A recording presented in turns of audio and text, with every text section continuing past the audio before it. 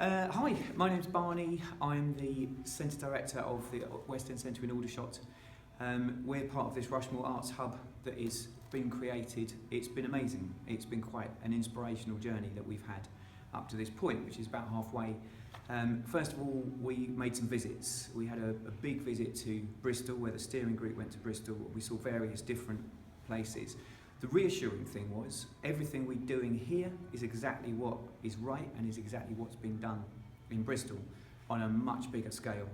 But the funding, the collaborations, the integration with artists and the members of the public make Bristol a more vibrant place. So it's the art centre is like an art centre would be in Bristol, with a lower population surrounding it.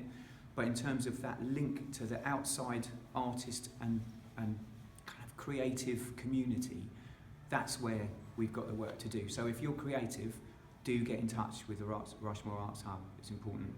One of the other things we realised that was incredible was the amount of print that's going on in Bristol. Huge resurgence of print. I was starting to think that possibly we were a little bit behind because we still relied on a paper brochure. Absolutely not. And this one, I mean, the Tobacco Factory is great. Folk House was great. Hamilton House was great. Everywhere we visited was really, really good. This is a really interesting thing.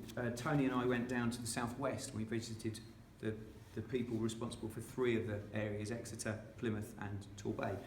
And this was one of the papers in Plymouth, which is a magazine that the more you read it, you realise it's got no commercial advertising in it. This is all about art. So this whole newspaper is about art. And it was funded by the Arts Council, and it really gives a profile to art within Plymouth. And you got a genuine feeling that people were engaging, people were part of it, artists felt welcome, communities felt welcome. Commercial cafes would have this lying around as something to read for their customers. Everyone was involved. And I think it's one of the challenges we've got. An interesting thing, we're talking to Martin from Exeter, and he made the point that they've got a population of 100,000. Now the population of Rushmore is 100,000. So we are the same as Exeter. We're not, obviously, because they're a city and they're a focal point for their region, but why can't we be that? Why can't Rushmore be the place that artists know and come to and engage? So some of it is money. There's more money available from local councils or whatever. A big difference was looking at the kind of research and data and collaborations with universities.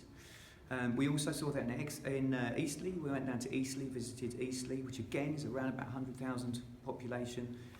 They've got a fantastic space called the Post Office where artists are creating in there. We've got a plan, or a dream I suppose, to create some artist studios at the West End Centre. We've got 1 artist in residence and we figured we could probably do about 6 if we convert the house. But obviously that needs funding, we need to work out a way forward there, which will help with engagement. They've also got the Point, which is funded by the Arts Council as an MPO. There's also a new digital kind of drop-in creative industries space that was really exciting. I think all of the places that we visited, we've been to Colchester Arts Centre as the West End Centre team, which was amazing. Anthony there does incredible work in an old church, absolutely superb.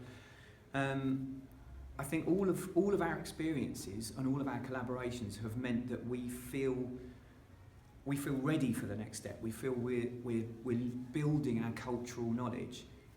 The biggest difference we've had is that we've been trying to engage organisations in Rushmore, and for perfectly good reasons, often they haven't been able to engage. So we've had money available to help support a bit of learning or a bit of funding or bring in a special artist to work with them, and it hasn't been the right time for them, which is fine. But I know that there are creative people in Rushmore, and I know there are people who want to get involved and want to do more stuff. And we've seen it start with the young bids, which we've got another video, you can look at that, there's more about that. But we've seen that the power of the individual to influence change, and I think that's where this second half of our project is going to have to turn.